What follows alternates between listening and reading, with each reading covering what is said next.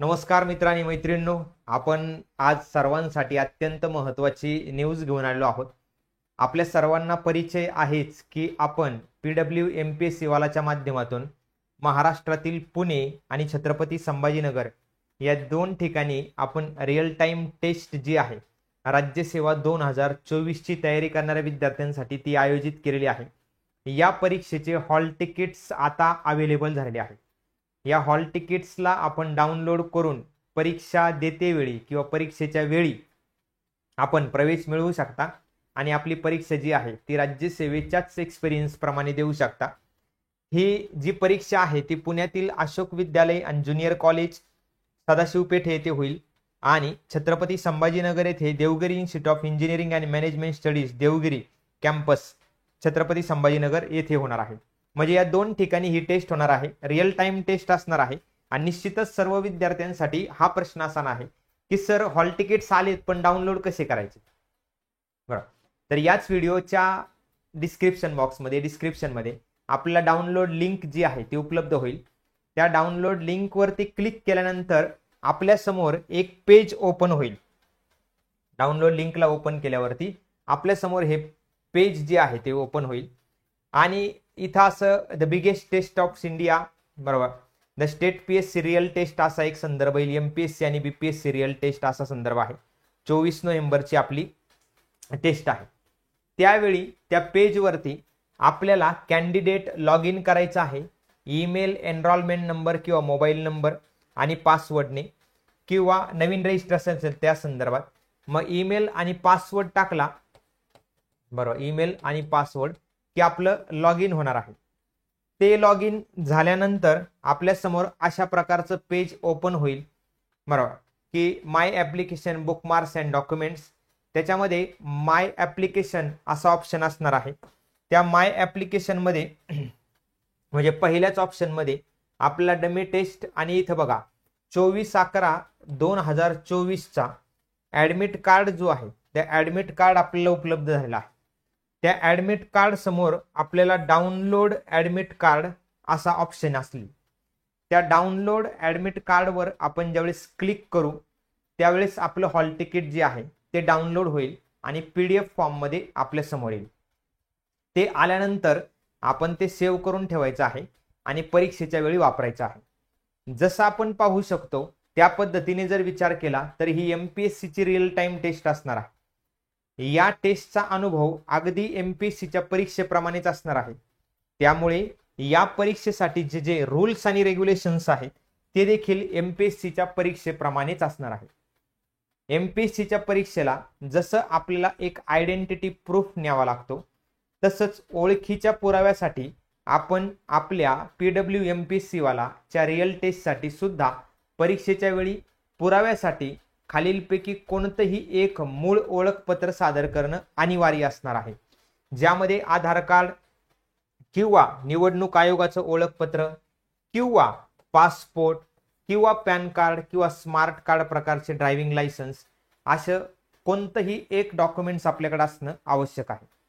मग यावेळी प्रवेश प्रमाणपत्र म्हणजे हॉल तिकीट तुमचं आणि या 5 वैध ओळखपत्रांपैकी किमान कोणतंही एक मूळ ओळखपत्र जे आहे व त्याची सुस्पष्ट छायांकित प्रत जी आहे ती आपल्याला सादर करावी लागेल, तर आपल्याला प्रवेश मिळणार आहे.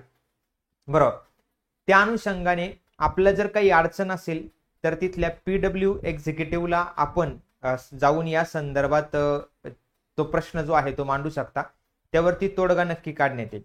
म्हणजे निश्चितच तुम्हाला तिथं मदत करण्यासाठी आपली जी टीम आहे ती टीम या संदर्भात आपली अवेलेबल असणार आहे. मग त्यानंतर आणखी एक गोष्ट आहे की समजा आधार कार्ड किंवा या संदर्भातील कुठलंही एक ओळखपत्र जे आहे ते ओळखपत्र आपल्याला सबमिट करायचं आहे. आता सगळ्यात महत्वाचा प्रश्न आहे तो म्हणजे परीक्षा हॉलमध्ये आपण कोणत्या गोष्टी नेऊ शकता, म्हणजे परीक्षा हॉलमध्ये कोणत्या गोष्टी अलाउड आहेत. जसं की मी तुम्हाला सांगितलं ही एक रिअल टाइम टेस्ट असल्यामुळे म्हणजेच अगदी आयोगाच्या धर्तीवरच टेस्ट असल्या कारणामुळे परीक्षा हॉलमध्ये फक्त काही साहित्य घेऊन जाण्यासाठीच परवानगी असणार आहे. म्हणजे आयोगाच्या अर्ज प्रणालीवरून डाउनलोड केलेलं म्हणजेच आपल्या PWच्या वेबसाईटवरून डाउनलोड केलेलं प्रिंट केलेलं या संदर्भात प्रमाणपत्र म्हणजे हॉल तिकीट आहे. काळ्या शाईचे बॉल पॉइंट पेन नेऊ शकता आपण. मूळ ओळखपत्र नेऊ शकता. त्याची छायांकित प्रत नेऊ शकता. पाण्याची बॉटल नेऊ शकता. इतकंच साहित्य जे आहे ते आपल्याला अलाउड आहे. जर समजा काही लेखनिकाची मदत वगैरे दिव्यांग उमेदवार असेल किंवा दिव्यांग उमेदवाराला काही इतर सुविधा उपलब्ध असणं आवश्यक आहे, ते दिव्यांगांना मार्गदर्शक सूचना यामध्ये नमूद केल्यानुसार या संदर्भात PW ची टीम जी आहे ती तुमच्यासाठी तिथे उपलब्ध असणार आहे. या कागदपत्रांव्यतिरिक्त किंवा आवश्यक कागदपत्रांव्यतिरिक्त इतर कोणतीही कागदपत्रे परीक्षा हॉलमध्ये नेऊ नये किंवा तशा प्रकारे अलाउड नाही. हे आपण इथं लक्षात ठेवलं पाहिजे. म्हणजे तुमचे पाउचेस असतील, पर्स असतील, बॅग्स असतील, नोट्स, पुस्तक, लेखन वगैरे वगैरे हे अलाउड नाही. हे लक्षात घ्या. इवन आताचा काळ जर पाहिला तर आताचा स्मार्ट काळ आहे, त्यामुळे आपण smart watch, digital watch, microphone, mobile, camera अंतर्भूत असलेली साधने, सिम कार्ड, ब्लूटूथ, दूरसंचार साधने म्हणून वापरण्यायोग्य असलेली कोणती वस्तू, इलेक्ट्रॉनिक उपकरणे, कॅल्क्युलेटर हे परीक्षा हॉलमध्ये आणता येणार नाही. त्याचा वापर करण्यास मनाई आहे. म्हणजे त्या आधारावरती तुम्हाला टेस्ट देता येणार नाही. अर्थातच आयोगाने परवानगी नाकारलेले साहित्य जर या संदर्भात परीक्षेच्या वेळी उपकेंद्राच्या मुख्य प्रवेशद्वाराजवळ ठेवा किंवा तशा प्रकारची सोय PWच्या एक्झिक्युटिव्हला विचारल्यानंतरच तुम्ही करू शकता. आणि त्या अनुषंगाने आपली जी सगळी टीम आहे ती तिथे तुमच्या मदतीसाठी उपलब्ध असणार आहे.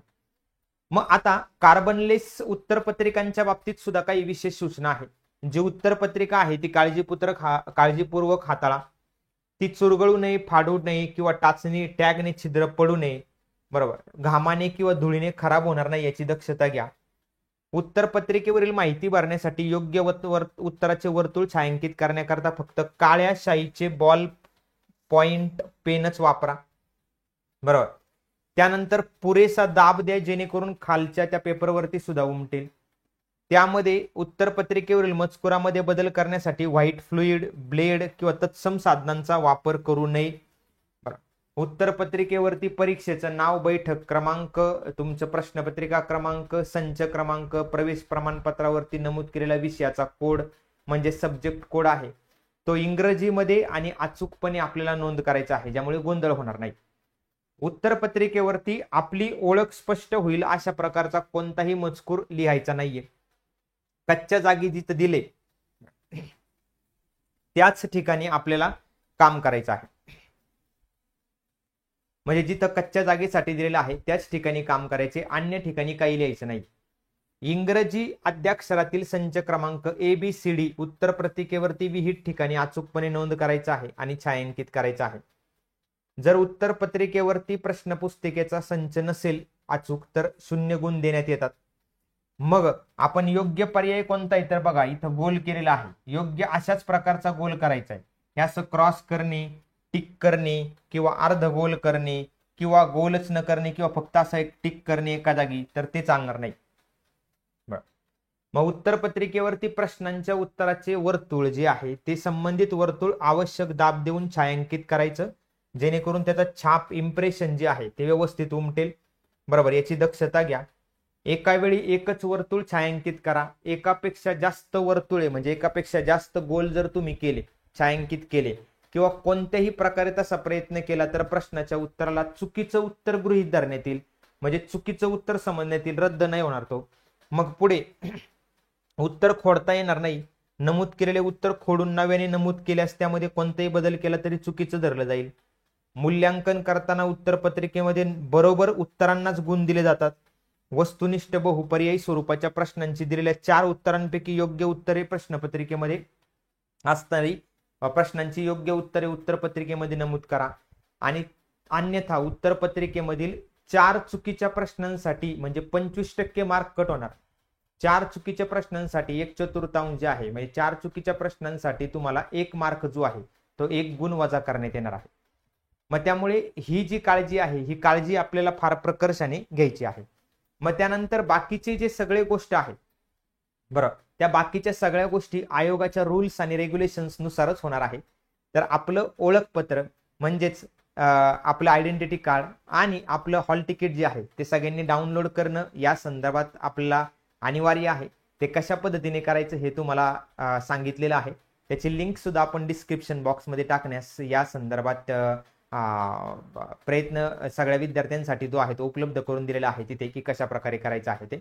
आणि दुसरी गोष्ट म्हणजे काय, या परीक्षेसाठी आपली सगळी टीम सुद्धा तिथे उपलब्ध असणार आहे. मग त्यामुळे निश्चितच एक उत्साहपूर्ण वातावरण असणार आहे. आणि या परीक्षेसाठी सगळ्या विद्यार्थ्यांना मनापासून शुभेच्छा आहेत. बाकी तुम्हाला कुठल्याही प्रकारची अडचण आली किंवा कुठल्याही प्रकारची समस्या आली तर आपली सगळी टीम तुमच्या मदतीसाठी तिथे उपलब्ध असणार आहे. प्रयत्न करा की शक्यतो लवकर परीक्षा हॉलवरती पोहोचण्याचा, जेणेकरून तुम्हाला उशीर होणार नाही, किंवा साधारणतः अर्धा एक तास आधी येण्याचा प्रयत्न करा. पीडब्ल्यूच्या टीमशी चर्चा करता येईल. काही जर समजा अडचणी असतील वाहतुकीच्या तर थोडंसं लवकर निघायचा प्रयत्न करा, किंवा या संदर्भात आपल्या सोबत कोणाला तरी आणण्याचा प्रयत्न करा, जेणेकरून आपल्याला काही अडचण होणार नाही. आणि परीक्षेच्या संदर्भात आपले जे क्रमांक आहेत त्या क्रमांकावरतीच जाऊन तुम्ही बसणं अनिवार्य असणार आहे. ह्या छोट्या छोट्या रूल्सच्या गोष्टी होत्या, पण नक्कीच आपण सगळे या परीक्षेच्या माध्यमातून अतिशय उत्साहात ही परीक्षा जी आहे ती पूर्ण करणार आहोत. आणि निश्चितच तुम्ही या परीक्षेमध्ये उत्तम गुण मिळवाल ही खात्री आहे. तर हॉल तिकीट आजच डाउनलोड करा आणि भेटूया परीक्षेला. धन्यवाद.